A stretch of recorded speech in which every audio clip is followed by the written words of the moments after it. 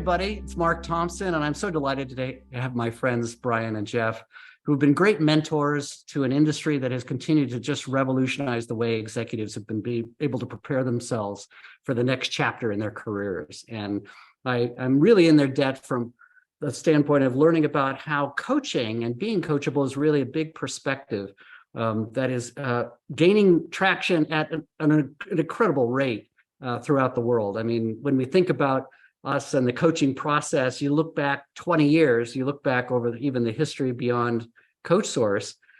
I mean, in a sense, coaching has gone from being stigmatized to being just as wickedly cool as being a professional athlete. You just don't dare go out on the court, as Venus Williams, who, thanks to you, I was one of her business partners on. She wouldn't dare go out. I talked to her about the forward to a book I was writing. She said she just wouldn't ever consider thinking about any aspect of her business now like she did in any other way than she did on the court, where she had someone who was helping her with nutrition, someone that was working with her on physical fitness, something on technique and strategy versus her competitors. Could you just start off, maybe Brian and then Jeff, talk a little bit about the trend that we've seen just over these last 2 decades in terms of the adoption of coaching? Yeah, and thanks for having us, Mark. It's so great to see you. And I think everyone probably sees the growing field of coaching, and any number you look at in this field seems to keep going up and to the right. And it has I've been in the field about 25 years. And I remember when I first started to observe coaching taking place, I thought that was amazing. And also wondered, is this like a fad like everything else, and it will kind of run its course and whatnot? But here we are, still hitting kind of new highs in this field in terms of the number of coaches in the field, the possible estimate of revenues, which are a little hard to get at, but last I saw at about 4.2 billion as supplied by the International Coach Federation. That's up from 2-something billion just a few years ago.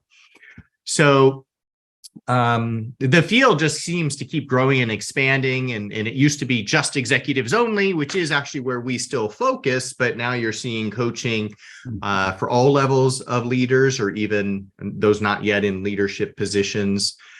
And maybe some more thinking about, might someone have a coach more often in their career than just the one time for 6 months? So it's been quite remarkable to see, quite honestly. And I didn't plan to come here and be here for all of this like this. I mean, it's one of those things you stumble upon. I'm grateful that I have been. And Jeff will probably give a really interesting perspective, since he was a buyer of coaching for many years. Right. You made you went to the other side of the desk, and I did. You came to this adventure. I did. Thanks, Mark, for having us. It's great to be here. So I led the executive coaching practice for a Fortune 70 company for almost 10 years. And I think the good news, and Brian said it, we've made the leap. Who knew that coaching and executive coaching would actually find its footing and have a place in executive development, not just career transition, but ongoing development as senior executives change. I think the one thing that I've noticed, and I hope CEOs and C-suite executives who may be listening to this and watching this will learn, is that you're getting much better at knowing where consulting fits in to help you run your business, where counseling, mental health, and other resources help you run your business, where training, knowledge, skills, abilities help, and where coaching fits in. This whole notion of coaching to help someone who's already successful, but needs to change in a few ways because market forces or the world has changed quickly, knows how to shift mindset, shift motivation, change their behavior, and have other people experience that in a relatively short period of time that become habits that you don't have to retrain on again. So I want to tip my hat to all the C-suite execs who are like, I know exactly what you're talking about. And for those who don't, you need to listen to more of Mark's webinars and his recordings, because you need to know the difference, and you need to know exactly how you can step up and have coaching fit in to really accelerate your business, in addition to the other things that you already do. You make such a great point. This idea that it's very difficult to scale a business in an organization any faster than you can scale the individuals who have different rates of growth and different things to learn to get the best out of what they're accomplishing and having the biggest impact. When you think about the adoption then in organizations, especially the largest organizations where they're thinking about coaching at all levels, how should that C-suite executive think about the buyer whose seat you were in for a very long time? How do you think about that? How should they evaluate the coaching process or an engagement with someone like CoachSource?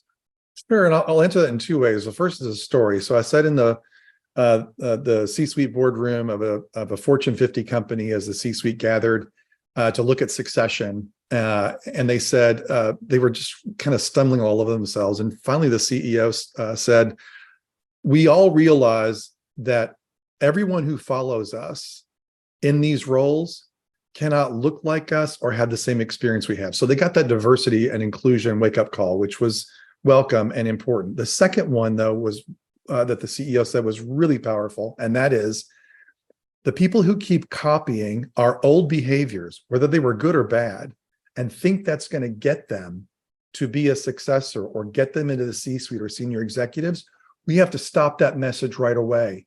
Do not think like us. Do not think like the way we did. Don't behave the way we did. And so they turned to coaching to shift that among the people who are in key roles as they move up, instead of trying to unintentionally send the message out, well, as long as you're like the C-suite folks that are there now and you behave and lead the way they do, you're going to be a likely successor. That is not true. And it shouldn't be true, because things will change in 1 to 5 to 10 years when those people are needing to take those C-suite roles. The second thing is, I think as C-suite executives and senior execs, when you're trying to figure out, like, how do I use this? What does this look like? Look at the key roles that make and will make a difference in your business for your customers and the business partners you work with over the next 1 to 3 years. Get really short term. And then look at the people who are in those roles and say, who's successful for all the right reasons that we want to perpetuate, and who's successful but need to be different in 1, 2, or 3 ways in the way they interact. And we see this a lot with the higher you go up, the less you actually own. You really influence things to happen across the organization. So identify the roles and the key people who need to be ready for succession and need to shift their thinking and behaviors in the next 1 to 3 years, because that means in the next 3 to 5 years, then they're finally ready. Makes a lot of sense. I find that in my practice as a CEO coach, that the biggest surprise is that after having prepared so well for each rung in the ladder, in terms of skills, competencies, behaviors, the capacities, as you're implying, to be able to handle greater influence rather than direct volition, that you're having to be able to inspire and recruit other people, to empower or unlock congestion in the organization. That role shifts so much as they're working their way up through the organization. And they seem to be very surprised about how maybe they still aren't ready to be in the C-suite, because of a number of new types of decisions they have to make and stakeholders that are going to be necessary for them to have that kind of readiness. That's right. That ladder moves, and what's on the ladder and what it's made of changes rapidly. Yeah, it really does. When you think about over time, what would be some of those skills or traits and capacities that would distinguish, you think, at this part of the organization, at the top tier of the organization, that would be the kind of new development opportunities that would distinguish this later stage in careers? I mean, Brian and Jeff, do you have an opinion about that, or have you seen some pattern recognition about what some of those new skills are that they need in these later chapters? And there's probably a number of things here that's not, all set in stone, but for sure, handling, just working at higher levels requires higher levels of strategic thinking, and there's often a problem, and it's well known that sometimes someone gets promoted, but then they keep working at a level below the level they've been hired to work at. And Ram Shriram talks about that in his book of the leadership pipeline. It's incredibly common for someone to kind of work at what they used to know or what they used to do. So helping someone really own that new position and really work at the level they're supposed to work at is often quite important. And another one we hear a lot of is related to that really is just transition, or helping a leader in a transition, or helping an organization through transition. Mm-hmm. And executive presence, another one, a bit of a ethereal term. It's not always known what the heck that means, but it can mean a lot of things. It could mean influencing skills. It could mean public speaking skills. It could even mean how someone dresses and looks. There's a lot to what could be meant by executive presence. But sometimes you'll see companies looking to groom someone for a higher position, but they need more executive presence. And that might be why they hire a coach. Yeah, and I'll compliment Brian's and add one. So I'll give you two. That executive presence at higher levels. We've gotten a lot of requests from corporations to coach senior executives on executive presence as they interact with the board or a committee of the board, which includes the presentation and how you show up, but also, can you communicate in a way that your message lands with that audience versus the senior VPs that are running the business unit when you communicate down the organization to them? This notion of executives not knowing their audience, not changing their message and tailoring everything from the board to their SVPs or others who run business units, all the way down to employees at the all town hall, all employee meeting. This is a skill that, we assumed everybody at senior executive levels just knew. They do not. And if you get people in your board committee meetings look at you like this, or employees walk away from an all employee town hall and shrug their shoulders, and needles don't move in the metrics or the dashboard, your message is not landing. The second one is this notion of influence. And while there's a lot to unpack in that, we see and get requests from a lot of executives and corporations who say influence is really getting the senior executive to do more inquiry versus advocacy, asking all the right questions, not just the SME subject matter expert questions, but the questions about how people are thinking and what their ideas are. How do they have a learning approach toward leading people versus a command and control, because they think they've been there and they remember how it was done. But the world changed even since last week. And most of the time, senior executives still have their finger on the pulse of what happened 2 years ago. It's a great point. I think about this in the framing of the board is this set of leaders who all come from their own disciplines, expertise. Some have been CEOs, some are professors, many have been influencers at the top of the house in many different industries. They all collectively are the boss of the CEO. And it is a really great point to think about double clicking on learning more about that very unique set of languages spoken in the boardroom that are distinct from all the others that you work so hard to get where you are today as a subject matter expert or as a leader of a division or running a P&L, some part of the company. All great skills that you need. And then you come to a group of people, the 12 potential bosses that you have if you become CEO, and you've not had an opportunity to get to know them or understand what they value or how they speak about the business in terms of maybe even the capital markets and talking to shareholders and to the shareholder markets and so forth. So I call this the 5 languages of the CEO. And I say that purposely because it ends up being a cultural reference as well, that the marketing department and the CMO doesn't speak at all the same way as your chief legal officer. She may be wanting to have rather lively conversations to even wave off the CMO on certain sort of perspectives, and to be able to think about both that C-level team and the board as a series of people with broad experiences that are very different languages. And I find that as a coach, that ends up being a big skill building opportunity for them.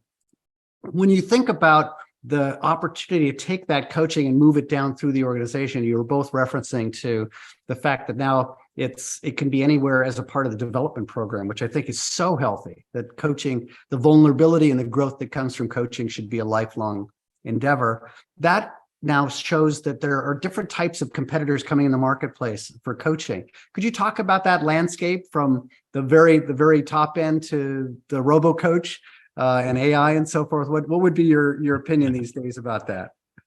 Yeah, for sure. It was just executive coaching providers in the early days, of which we became one of those. Mostly for a VP director was actually the most common, not as much at the C-suite. And our research shows that the C-suite increasingly is interested in working with coaches more often, but are not actually as big a buyers for coaching as VP director level executives. And then there was some interest in going down and having emerging leaders partake in coaching. But as you know, that can start to get pretty costly. But there are other designs, group coaching being one, where you can actually coach many leaders at the same time. And Jeff could certainly speak more to that. Team coaching being another. And then there are now in the last, 5 years, kind of a whole rash of app-based discounter options for coaching. And those are apps that offer coaching but at an incredibly low price. They are generally venture funded, which may be how they do it at that type of price. But their vision usually is to democratize coaching and bring it to the masses. And that seems to be happening. You are seeing coaching in a lot more places. And then beyond that, in just the last 1 to 2 years, maybe a bit more, I've started to see coaching bots and have even played with some. The latest version I saw not that long ago is using the ChatGPT. I keep forgetting the language processing, large language processing. I believe it's quite good. And so the thought is, okay, would that replace a human coach? Or could it actually be an adjunct? Could it be an assistant to a human coach, which the latter of something we're interested in exploring further is, could it be something that can provide more touch points to leaders in between the live human coaching sessions and remind leaders of their goals and ask for updates and things like that? I think you're going to see a lot more of that as the field is just starting to explore it. You're starting to see some more providers starting to offer this. I suspect over time you may see that a kind of robo-coach support as a standard part of the coaching offer. Makes sense. And I'll add a couple of things. We learned from International Coach Federation, the director of research, Joe DiGirolamo, has kind of a model and a curve and says, currently we're seeing AI and bots and automated tools in coaching really help on the front end. Like, how can someone get clear about their goals? What are the first reflective questions to determine if I really need a coach? How can I automate the self-assessment or the debrief, with an avatar that kind of takes me through and tells me what the assessment says about myself? We don't see the AI or other things at this current time. He said, really replacing senior level executives with compound complex challenges, trying to synthesize all of those in a coaching moment.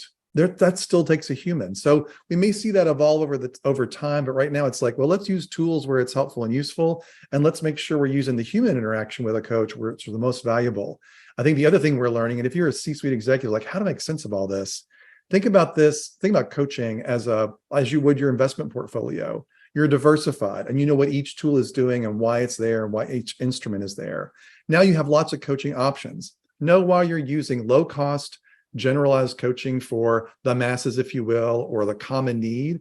Know why you're doing bespoke, customized coaching for a senior executive. And the good news is there are all kinds of providers along the entire continuum there to help you do all of that.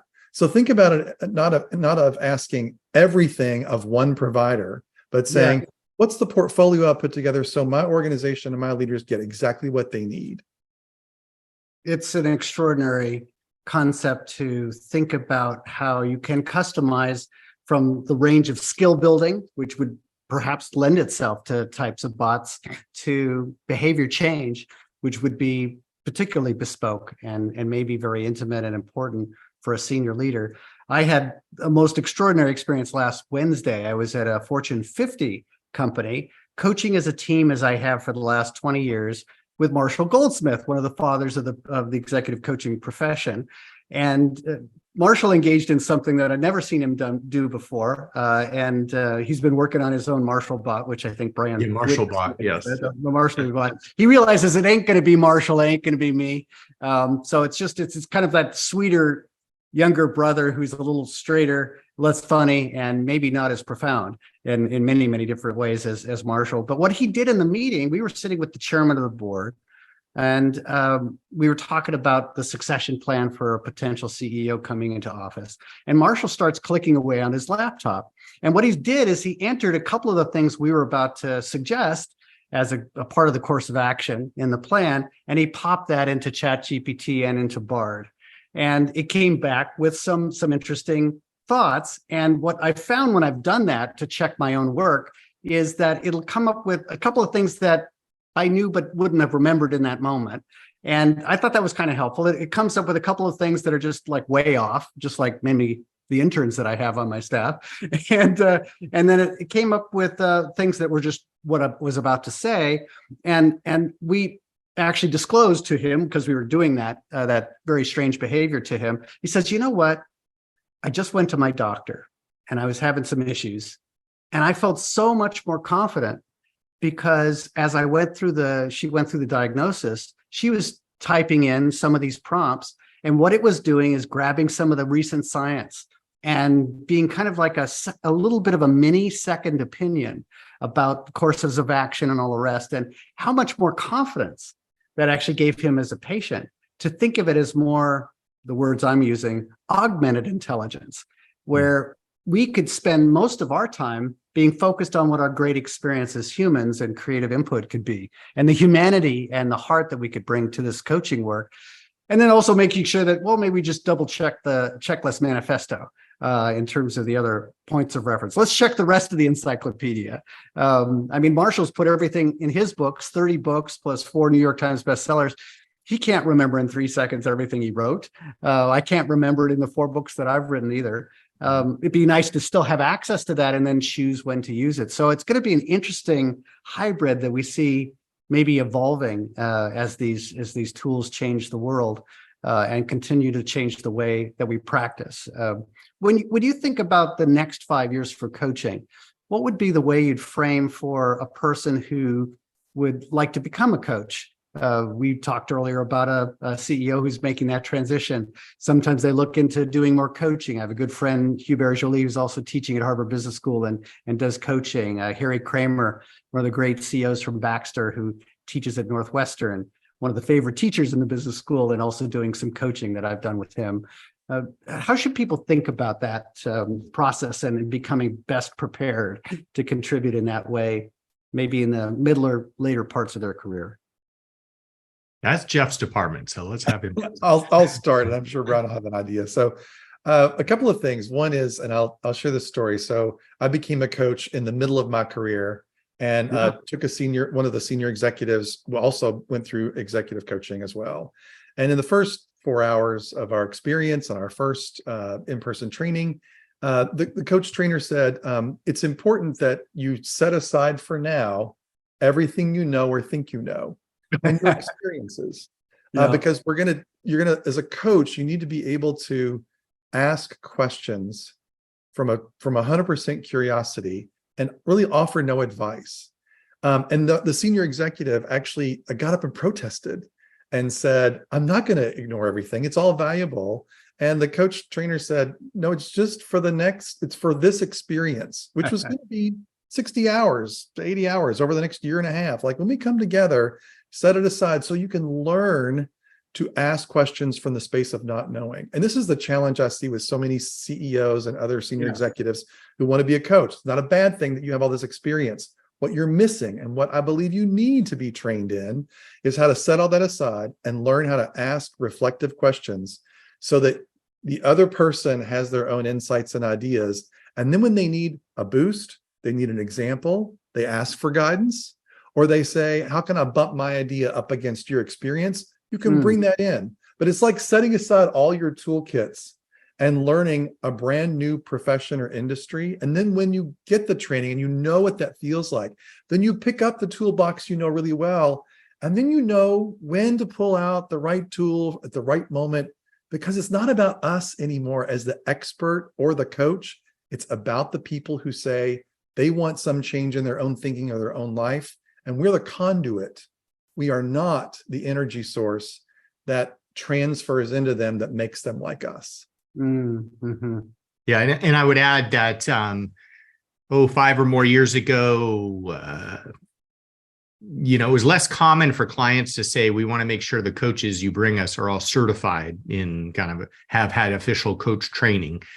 But now it's incredibly common for the vast majority of coaches that our clients are looking for. Not always at the very, very top, but among the rest of the crew, it's absolutely more standard for a coach to have proper coach training and a certification likely from ICF or other bodies. That's much more common these days. So it's not just, you've been an exec and you've been there, done that, but you actually know how to coach and you've actually been trained in it. And one other thing I think the field is looking for is interesting, more of a movement towards encouraging coaches of color, BIPOC coaches, to really enter the field, because there's always been a bit of a shortage of diversity in the coaching profession. And there's a charity we love to support, a newer one called Coaching for Everyone. And their job is to train cadres of BIPOC coaches every year who can get their coach certifications and start offering coaching as well. So we're definitely seeing that among our clients as well. They're all asking us for much better diversity in the coaches that we're using at their companies. Well, I have to say that you have been an inspiration to me and an inspiration to the industry. You've been trailblazers, frankly, in helping define and continue to evolve what's been changing the face and the heart and soul of organizations, and being able to contribute and have impact the way that the two of you and your teams have had in the organizations that even during this last 10 years that I've known you have been nothing short of extraordinary, I think. And it's built to last. The type of impact that you're having on people and organizations is something that is the gift that keeps on giving. They pay it forward. It inspires them to, when one person gets better, the people that they influence and touch, multitudes compounded and multiplied manyfold. So I want to thank you for what you've been able to do for this profession, what you've been able to do for the organizations that you're touching, and for your friendship and support in being a part of my development and mentoring me towards making that big leap from being a subject matter expert to a person who can now listen and draw people out. That was probably the biggest leap that I had to take, and something that fortunately you had the patience to coach me through to become a better CEO coach. So thank you for all of that. And I look forward to having you on a future program of the Chief Executive Alliance. Thank you both so very much. Our pleasure. Thank you, Mark. Yeah, thank you, Mark. And thank you as well for being such a great inspiration to this field. Fantastic partner. I'm just going to say it. Anywhere that we suggest Mark to a client of ours, they all want to hire him. He probably doesn't want me saying that here, but it's so true. I wish we had maybe 5 of you or something like that. But yeah, just fantastic person to work with. So thank you for having us. It's a great honor for us as well. Thank you so much, Brian and Jeff. You guys are an incredible inspiration. Mm-hmm. Thanks again. And we look forward to showing you off as we go into the next chapters. And we've got a book coming out next year on CEO succession and entering the C-suite, and how you're not as ready as you think you might be. And so the first call you need to make when you're getting a team ready is to call these guys. So thank you again, CoachSource, for the work that you're doing. Take care.